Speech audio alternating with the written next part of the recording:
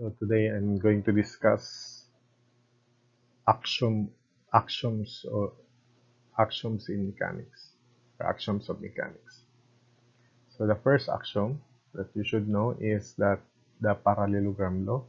It states that the main diagonal of the parallelogram formed on the vectors of the forces is the resultant of the two forces, or stated another way, the resultant of two forces is the main diagonal of the parallelogram formed on the vectors of these two forces.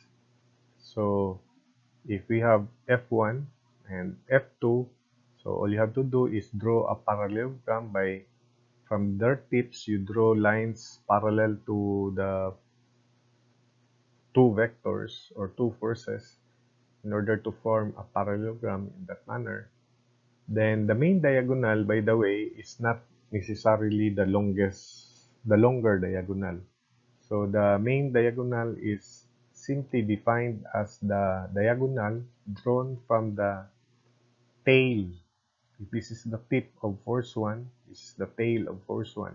So it is the diagonal drawn from the tail of the first force to the tip of the second force. So because this is the free vector of F2, so this is the tip of F2.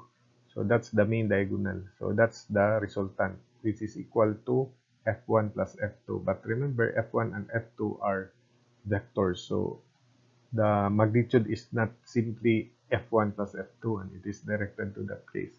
So we have to analyze this geometrically using trigonometry by law of sines, perhaps. Then also remember the properties of the parallelogram. So if the main diagonal is equal to the resultant defined by F1 plus F2, the vector sum F1 plus F2, what does the other diagonal represent?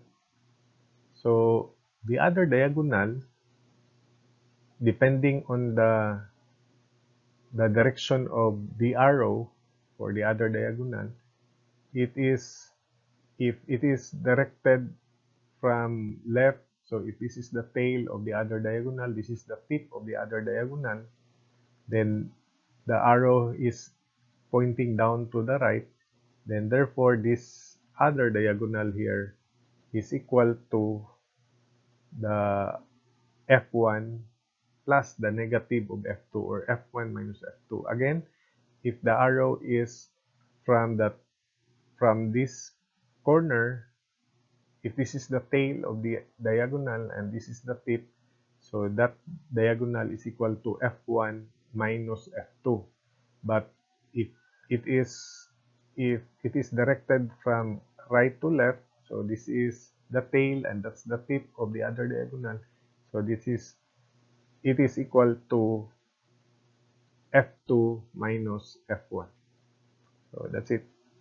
F2 minus F1. If the tip is here, the tail is here for the other diagonal. So that's the definition. So that's another way to solve for R, is to arrange the forces into tip to tail manner like this one.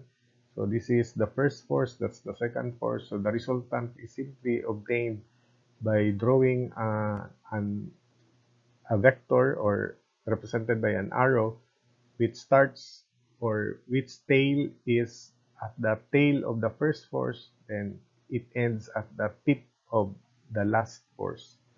So that's the resultant, F1 plus F2. And you're familiar with that because that is discussed in physics. The second axiom is, it states that two forces are in equilibrium only when they have equal magnitude, they are oppositely directed, and collinear in action.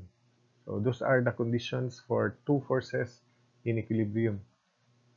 So when the magnitudes are equal, then they are oppositely directed, and of course collinear in action, because even if the first two are satisfied, they are equal in magnitude and oppositely directed.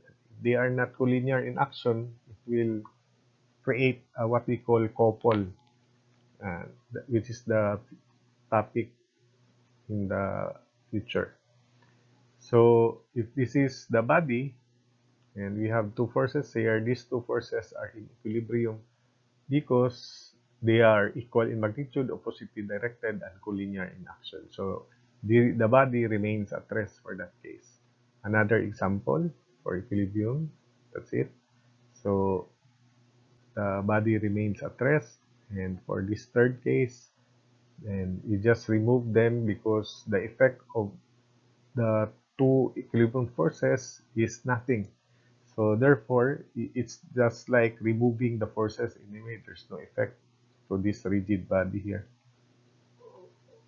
Then any number of sets of equilibrium forces may be added to any force system without altering or changing the external effect of the original system.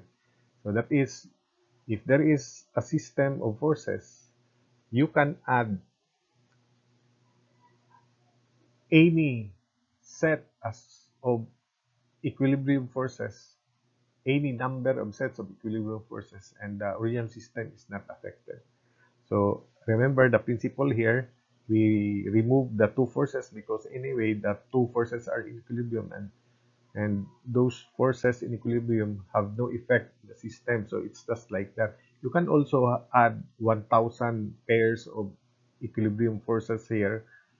You can also remove them because the pairs of forces are in equilibrium. So that's the meaning of this third axiom of mechanics. So this uh this is the these are the four systems. So you can, that is equal to this new set of forces. You can add two set of you can add this set of forces F1 and F1. Anyway, they are in equilibrium and the original system is unaffected by the addition of these two forces, or many, you add another uh, set of forces in equilibrium. So the effect, the external effect of this original system remains unaffected by the addition of these sets of equilibrium forces. That's the meaning of that. And finally, the fourth axiom is action and reaction forces are equal but oppositely directed. So when you say action forces, these action forces are usually the forces that are directly applied to the body, such as the weight of the body or other loadings like wind load or earthquake load. So those are the action forces.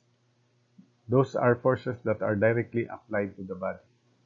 While the reaction forces are forces that develop at the contact points.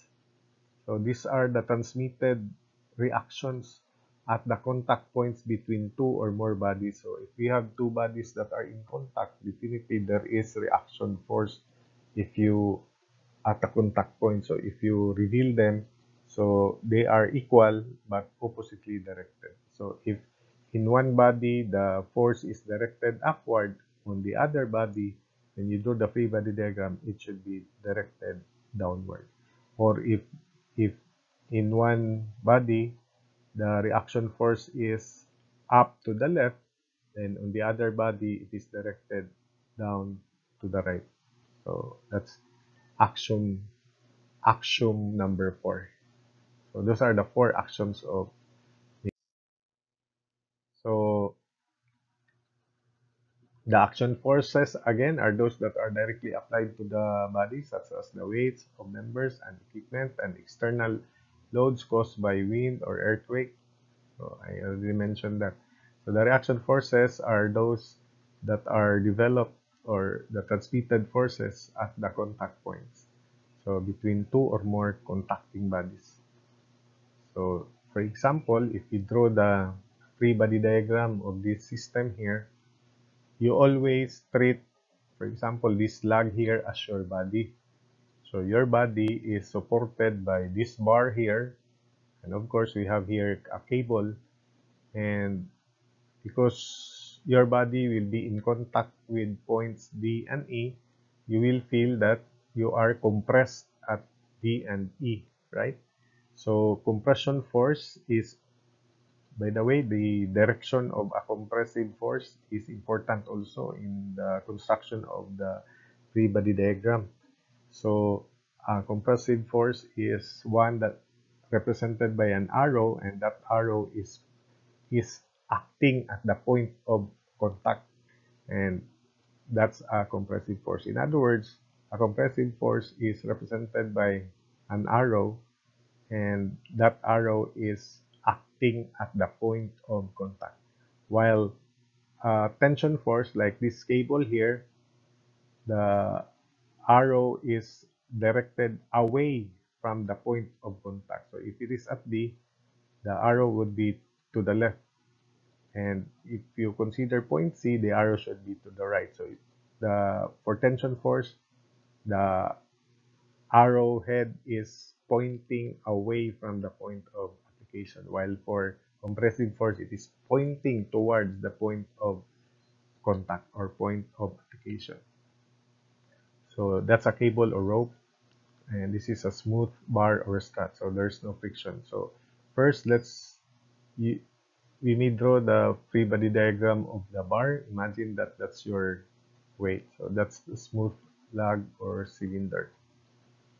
And we have here a smooth wall surface.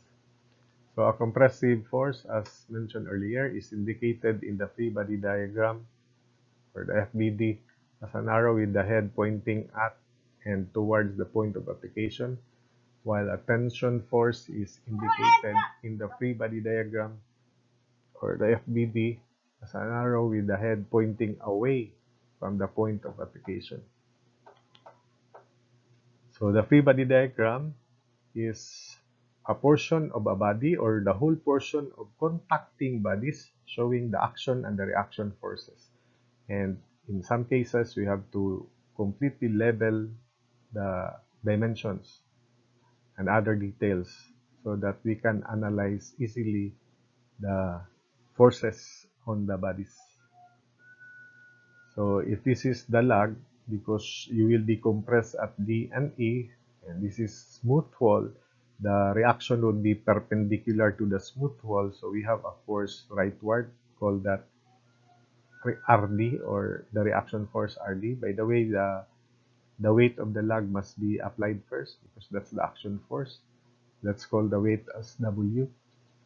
And we have normal to the vertical surface, so it should be horizontal and perpendicular to this inclined smooth bar, so it should be up to the left. And the reaction at E is perpendicular, and because it is compression, it is towards point E, and it is up to the left, towards the center, of course. So that's it. And from there, we can draw the force triangle or force polygon if you want. Or we may consider equations of statics, summation forces x0 and summation forces y0. There are only two unknowns here, nd and ne, so you can solve this problem with two equations, two unknowns.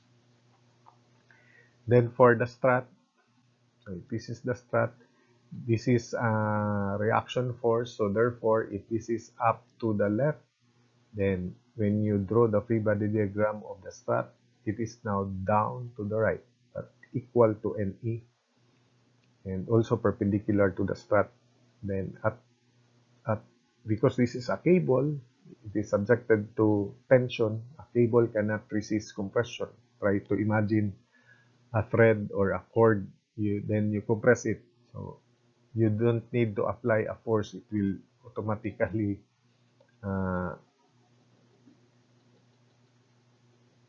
it cannot resist compressive force. So that's why it must be in tension. But a cord or a cable can resist tension. So that's why it's a tension force. Then at A, so there are two reaction components, the vertical and the horizontal. So we have AV because of the vertical component of NE is downward, so AV should be upward, and AH you may assign it leftward or rightward. There's no problem. But at this end B here, it is tension, so it is to the left. So that's it. And of course, with the dimensions, then you can analyze this completely. So when you draw the free body diagram of the entire body, we can also do that. So we have the weight, the reaction at D. Because E becomes internal in nature here, E is internal rather, and D is an external point. So that's why we have ND. But E, because it is in equilibrium, that's why it's internal. We do not uh, we do not touch point E. And take note that NE and NE will be in equilibrium. So if you draw the entire system, then there's no need to put NE and NE here because it is in equilibrium only for ND. Then we have tension in the cable. Then we have reaction AV and AH. By the way, if it is an external reaction, the direction of the forces for external reaction remains the same. Unlike for internal reaction that you have to apply the principle from action 4 that they are equal but oppositely directed. But if it is an external reaction, whatever is the direction of the forces for separate bodies in your free body diagrams, the direction will be the same for external. Then, of course, for the tension in the cable, that's also to the left.